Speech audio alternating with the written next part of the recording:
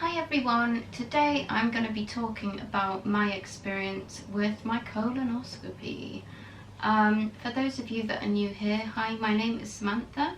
I suffer with two conditions, IBS and also very severe stage 4 endometriosis. Often you do get both when you're female, but it can be undiagnosed for a long time, and especially if you have endometriosis, it's quite common to have IBS. So I often see people posting in forums, and even before I had my colonoscopy, I would see people asking, what's the experience like? Is it painful? Does drinking the bowel cleaner make you vomit and stuff like that? So I was going to talk about it because these are all questions I had before I had my colonoscopy. So if I can give you some information, then that's good. Maybe it will help you. Obviously everyone's experiences are different, and I'm just going to share my experience with you.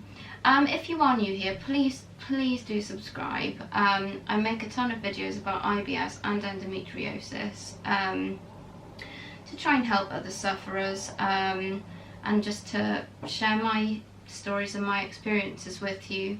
I really enjoy interacting with other sufferers. I find it really beneficial, and if I can help some of you, then that's great. That's my ultimate goal with these videos. I just want to say I'm not trying to sell anything. I don't make any money from my videos. I'm only a small channel at the moment, which I'd like to grow. Just because people do, sometimes they share my videos in groups just to try and help people, because what's the harm? And they're like, are you selling anything? I'm not trying to sell anything. I'm just talking about poo, basically. So I should have said, if you don't want to talk about or hear about bathroom habits and what the word I just said, anything to do with toilets and bowels, don't watch this video, because I'm just going to literally give you my experience. I can't actually believe I'm speaking about this on the internet, but it's an embarrassing thing. But I think getting over embarrassment a good way is by talking about it online. If you're me, yeah, I don't know, I've got to a point where it's like, we all go, at least. Some of us have stomach problems, and it's actually really common to have IBS, and it needs to be a bit more normalised so that people aren't embarrassed, because when you're out and your stomach flips, it would just be better if people just understood. I mean, my friends are great, but most people are like, ooh, I've got the odd person like, I don't need to know that you need to go to the loo or whatever, and it's embarrassing. Anyway, I'm waffling. So I had my colonoscopy about 6 months ago. The reason I needed to have a colonoscopy is because I do suffer with, as I said at the beginning, endometriosis and also irritable bowel. Now the trouble is that the two of them can cause some very similar bowel symptoms. So my specialist, I was seeing a gastroenterologist at the time, as well as my gynecologist. And they needed me to be seen by both departments because they weren't sure what was causing what symptoms. It got really bad for me where I was going to the loo every time I ate a meal, for sure, and every food was setting me off, going to the loo and having stomach upset, which in turn made me lose quite a lot of weight, which I'm still struggling to put back on. I do struggle to gain weight and to hold weight. I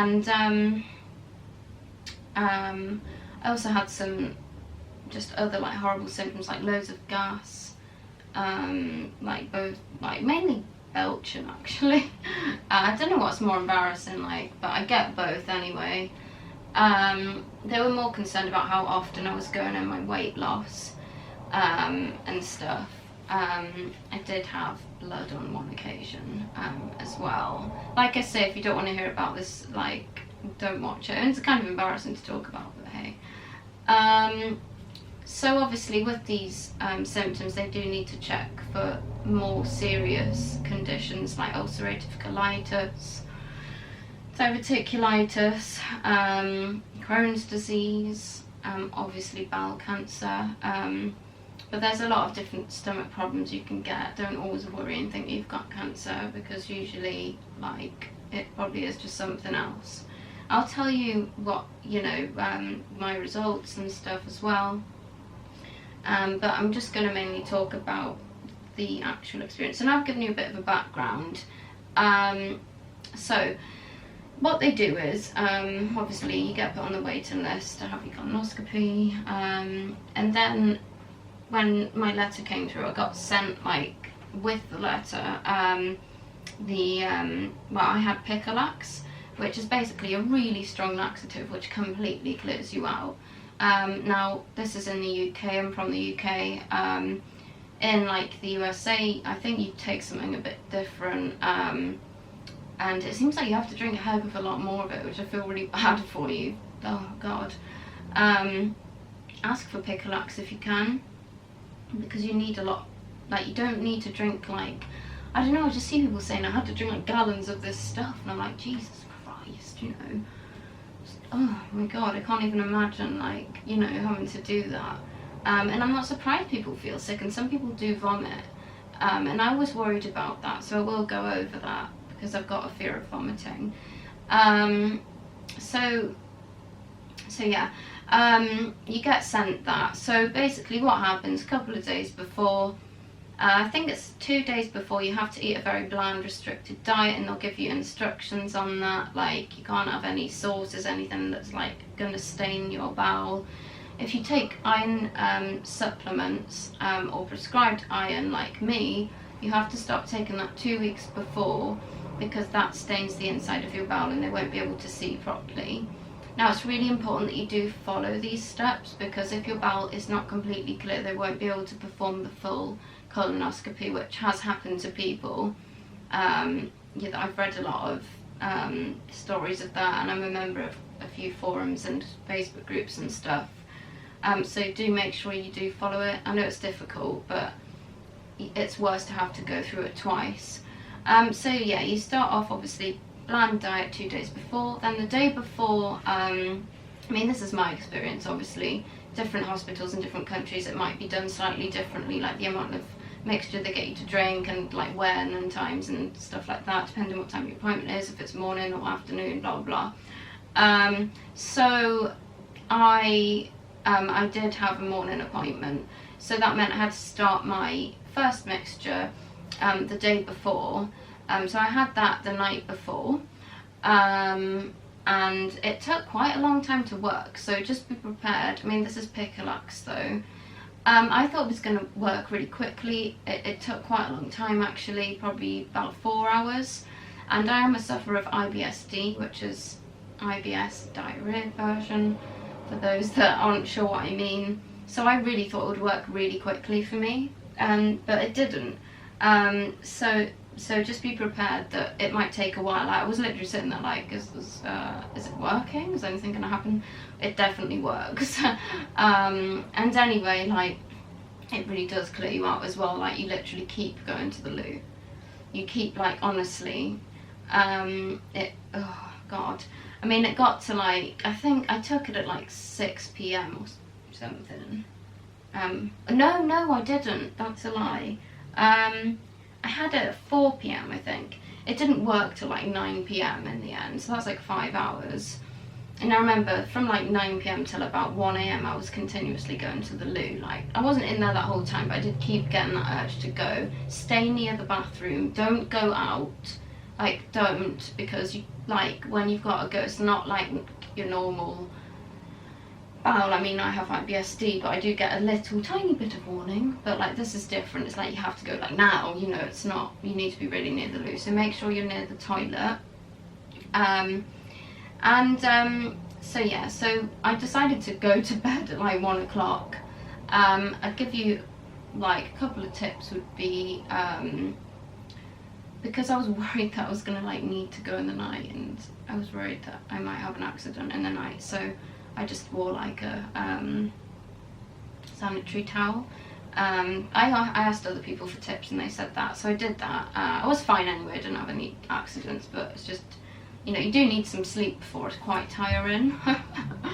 Honestly. And then anyway, got up the next morning. I had to have my next mix at I think it was like 7 a.m. or 8 a.m. or something. So I had that, and then it worked a lot quicker the second time. Now what happens is you need to keep going until the liquid, well, until your poo becomes clear, or near enough. It doesn't actually have to be clear, but you need all the like debris of you know what to be gone. So sometimes it can be like bile coloured. It's not always, for me it wasn't completely clear, but there wasn't any, oh my god, honestly, like solidness left. You'll kind of go through phases of like it being obviously quite formed at first, then becomes like diarrhea, and then you'll have like water mixed with diarrhea. And then it will gradually get like more liquidy and water-like. In the end, it's, I can't believe I'm going to say this, it's literally like going for a wee, but oh yeah, yeah, that's what it was like for me. I don't know, it could be different for other people. So it actually wasn't too bad in the end, because it would take like 30 seconds. You get like an urge, and this urge kept coming over me right up until I was literally at the hospital waiting to go in, and I was still getting these urges to go. Don't worry about that though, because I phoned them. I was like, I still need to go. I'm worried I'm not ready. Like, I'm worried it's not clear enough. And they were like, don't worry, like that's really common. Like people are just going to keep getting that urge. And they said like I would be ready, like because of how like it being quite clear. So make sure that you do get to that stage. Like that's why you must follow the instructions. Now the other thing is, I did read a lot of horror stories on people saying that they'd vomited, and that was like the worst part for me, because I thought I literally can't deal with vomiting and diarrhea. I mean, like, you know, when you've got a bug, I can't stand that kind of thing. I've got a terrible stomach anyway, and I just don't need, like, oh my god, like added extras of horribleness. So I decided to ask my doctor about that, and I asked other people for tips. So what often happens is, now like I said, I had Picolax. If you're given these gallons of stuff, I'm not surprised if people are sick. Try and get hold of Picolax if you can. You don't need to drink as much of it. The other mistake people make is that they drink it too quickly. Sip it slowly, okay? Don't glug it, like you really don't need to glug it. Like you could drink the mix over like an hour. It doesn't need to be like, I need to down it in 10 minutes. Sip it, but if you start to feel sick, take a break and let that pass, okay? That's what I was advised to do. Now, I'm not a medical professional, I should have pointed that out. This is my experience and what I was told, however, by my doctor. And it worked. I wasn't sick. I did feel a bit sick, but like not massively. You know, I hadn't eaten for a long time. That I'm one of those people that I feel sick and I get shaky if I haven't eaten for a long time. So yeah. So yeah, I'm losing my track now. So then obviously I went in the morning and I had my procedure, and I decided not to have the anaesthetic. It's like a local anaesthetic. You can have that, or you can have gas and air. So I decided to have gas and air because I've not had very good experiences with anaesthetic, and I'm kind of frightened of them because of my experience I had. That being said, don't let that put you off. Most people are fine. I'm just weird for some reason, and I think I was kind of worried before I went in when I had this particular surgery for my endometriosis. So yeah, I have the gas and air. The thing is, I'm going to be honest and say, it absolutely killed. It was so painful. Like, people said that the worst bit was the prep. Absolutely not for me. I'm sure for a lot of people that is the case. Now, for me, I think what complicates it is my endometriosis. So, I the pain was just absolutely unbelievable. I probably should have had the local anaesthetic, that's what I'm getting around to. I probably would now, because it was really horrific. Now, one of the reasons this is because I've got endometriosis all over my bowel and I've got stage 4. So it's going to be more painful for me than someone that just has IBS. So if you've just got IBS, especially if you're a man, don't worry as much, because obviously you're not going to have endometriosis because it only affects women. So I found when they went around the bends of my bowel, that was extremely painful. They did have to stop twice, just to like let me breathe. And they did actually at this point offer me the local anaesthetic, but I was like, no, it's fine, like let's just get it done. And I managed to get through it, and I'm really pleased that I got through it. And they said not many people do get through it on gas and air alone, at their hospital anyway. So, you know, made me feel like, oh good, like maybe I've achieved something, you know. So I would advise really to have the local anaesthetic, just because like it's painful, like, you know, again, maybe it won't be for you.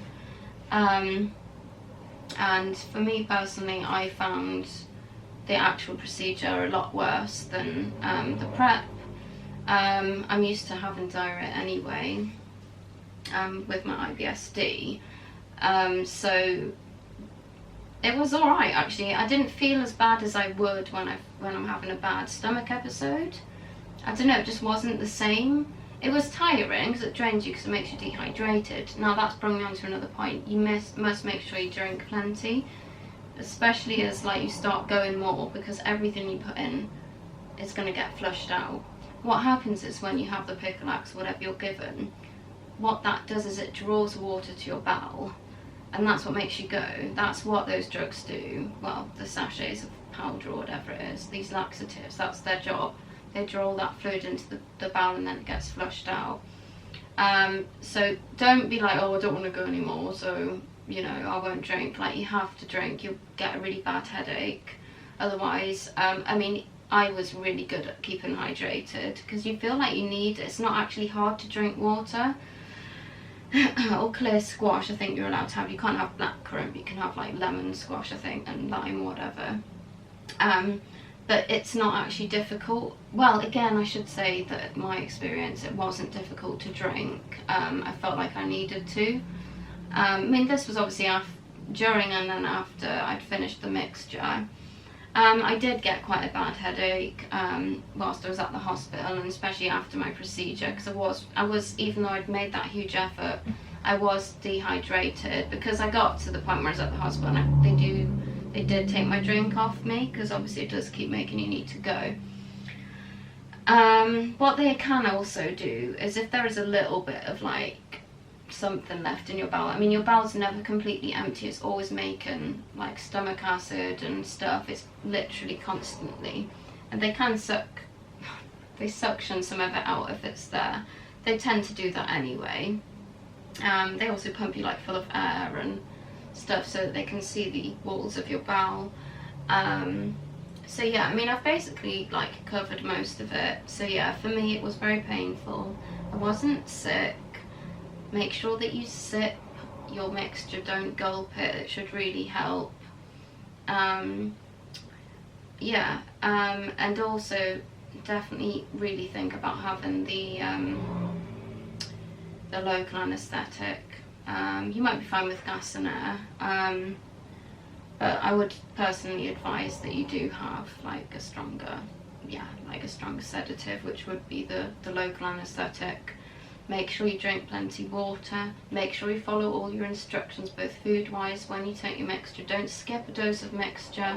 So many people go in and, like, there are quite a few, honestly, that go in and it can't be completed. It actually happened to one of my family members, where they just weren't clear enough. So yeah, that's my experience with my colonoscopy. I hope that I've given you some helpful information, and I mean, this is more just me telling you my experience. Let me know what your experiences are. I'd be interested to hear how you found. Did anyone else have gas and air?